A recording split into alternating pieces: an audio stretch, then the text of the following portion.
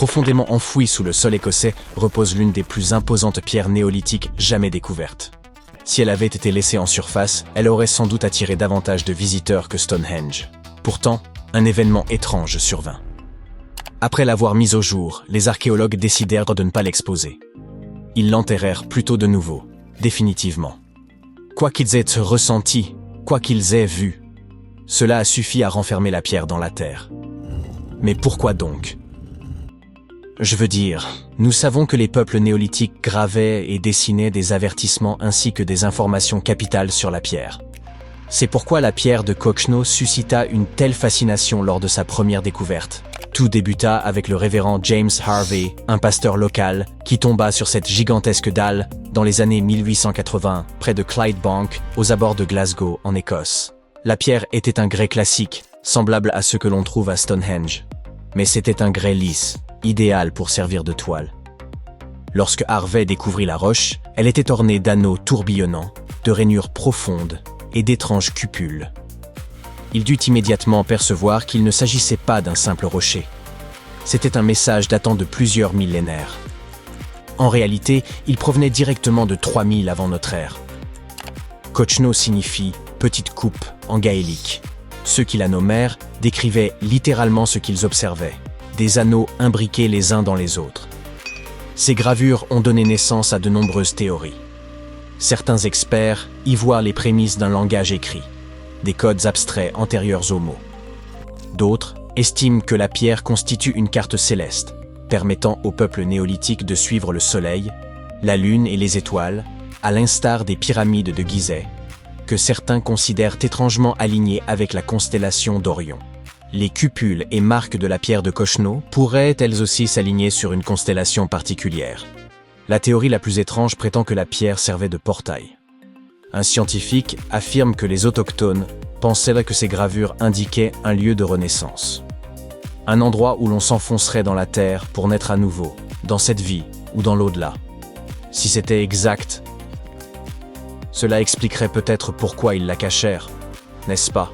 Eh bien, pas tout à fait. Dans les années 30, un archéologue nommé Ludovic Mann entendit parler de la pierre et décida de s'y rendre. Cet homme eut une idée singulière. Il apporta de la peinture sur le site et en recouvrit les gravures. Pourtant, cette démarche insolite possédait un sens plus profond. Il cherchait littéralement à relier les points et à déterminer si la pierre pouvait servir de carte astronomique ancienne. Il pensait que ces gravures pourraient prédire les mouvements du soleil et de la lune, voire les éclipses. Certains affirment qu'en réalité, Mann commit un acte de vandalisme sur la dalle. Cela explique peut-être pourquoi, en 1965, les archéologues décidèrent de la réenterrer, ayant constaté des traces de graffiti et d'érosion climatique, jugeant qu'il valait mieux la préserver à l'abri sous la terre. La pierre de Cochno s'étend sur environ 13 mètres de long pour 7 mètres de large, soit presque la taille d'un autobus. Ce qui distingue cette dalle des autres roches, c'est la netteté et la complexité de ses gravures. De nombreux spécialistes la considèrent comme l'un des exemples les plus aboutis de cet art préhistorique sur l'ensemble du continent européen. Les motifs qu'elle porte se retrouvent également dans divers sites néolithiques à travers l'Europe, tels que la Grèce, la France, l'Espagne ou l'Italie, et même au-delà, en Australie, tous partageant des marques similaires en forme de cupules et d'anneaux. Pour préciser, ce type d'art préhistorique est également connu sous le nom de pétroglyphes. Les pétroglyphes sont des gravures réalisées par les hommes préhistoriques directement sur la surface des roches. Plutôt que d'utiliser de la peinture, ils ébréchaient, grattaient ou martelaient la pierre pour créer des images représentant animaux, symboles, spirales ou scènes de la vie quotidienne. Cependant, malgré toute l'attention portée, personne n'a jamais déchiffré le code de la pierre de Cochno. Pendant un temps, elle demeura tranquillement enfouie, jusqu'à ce qu'elle soit spectaculairement remise au jour en 2016. Je dis spectaculairement, car cette décision ébranla la communauté archéologique. Des chercheurs de l'université de Glasgow entreprirent alors de rouvrir le site pour étudier à nouveau la pierre. Mais cette fois, au lieu de l'exposer aux intempéries, ils recoururent à des drones et à un balayage tridimensionnel de haute technologie, capturant chaque sillon et chaque volute avec une précision époustouflante. L'équipe produisit une réplique numérique si fidèle qu'elle pouvait être étudiée sans jamais toucher l'original. Cette méthode novatrice permit d'espérer qu'un jour, la pierre de Kokno révélerait enfin ses secrets, ou du moins qu'elle nous aiderait à comprendre ce que les hommes du néolithique jugeaient digne d'être gravé dans la pierre et dissimulé sous terre. Mais cette résurrection numérique eut un prix.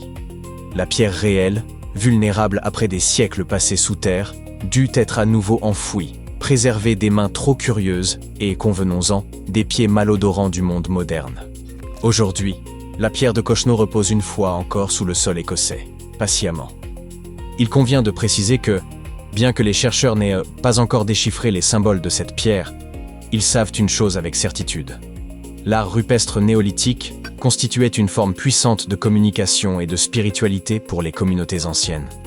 Ces gravures étaient soigneusement exécutées sur des rochers dispersés à travers collines, pâturages et près des sources d'eau. Elles servaient sans doute à des fins pratiques, comme indiquer des lieux importants ou guider les déplacements saisonniers. Mais leur portée dépassait largement cet usage. Pour les peuples néolithiques, ces pierres gravées revêtaient un caractère profondément spirituel, établissant un lien avec les ancêtres, les forces de la nature et les paysages sacrés. Ces roches possédaient une signification au sein d'une relation plus vaste entre l'homme et son environnement. Elles contribuaient à transformer le paysage en une carte vivante, à la fois de la vie quotidienne et des croyances spirituelles. C'est sans doute pourquoi de telles gravures se retrouvent aux quatre coins du monde. À propos de rochers mystérieux, il faut évoquer ces pierres ornées de pétroglyphes qui chantent réellement. Permettez-moi de vous présenter les pétroglyphes de Kubgal, situés dans le district de Bellary, au Karnataka, en Inde. Ce site néolithique, ou de l'âge de pierre, fut découvert à la fin du XIXe siècle, perdu, puis redécouvert au début du XXIe siècle.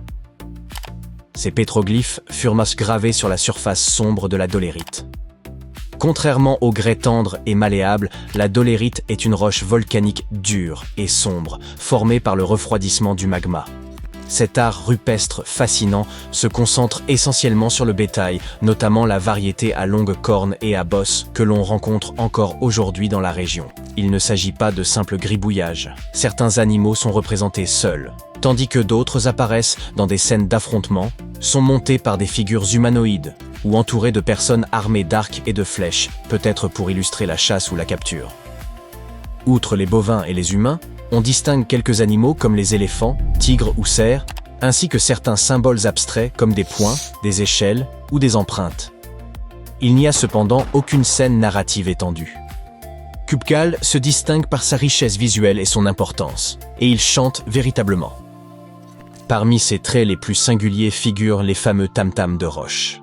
Il s'agit de blocs dotés de dépressions naturelles en forme de cupules, qui résonnent comme des cloches lorsqu'ils sont frappés avec de plus petites pierres, appelées percuteurs. Plutôt que d'émettre un simple coup sourd, le rocher produit un véritable son mélodieux, tel le xylophone de la Terre. Ce phénomène réel se retrouve également dans d'autres régions du monde. Ces roches musicales émettent des sons métalliques résonnants, audibles sur plusieurs centaines de mètres. La plupart des roches, frappées, n'émettent aucun son car elles absorbent l'énergie. Certaines, en revanche, généralement les plus dures, présentent une densité et une élasticité suffisantes pour vibrer lorsqu'elles sont heurtées. Dans de nombreuses cultures anciennes, le son ne servait pas uniquement au divertissement. Pour beaucoup, il constituait un pont vers le divin. Ainsi, les chercheurs avancent que ces tam-tams de roche pouvaient être employés lors de cérémonies spirituelles et de rassemblements rituels.